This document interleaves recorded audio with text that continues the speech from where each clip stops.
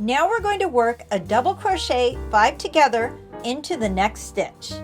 If you've never worked this stitch before, it's kind of like making 5 double crochets, but only halfway. And in the end, you swoop around and complete all 5 together. Let me show you what I mean.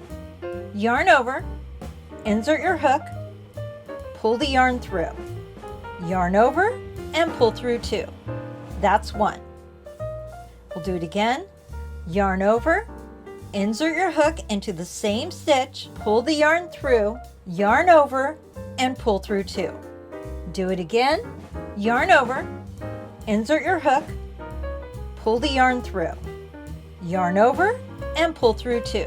That was 3. There should be 4 loops on your hook at this point. Yarn over, insert your hook, pull the yarn through, yarn over, pull through 2.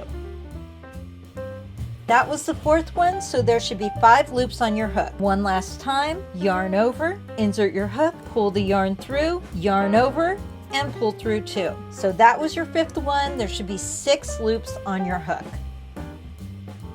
Now we're going to yarn over one more time and complete this stitch in one swoosh.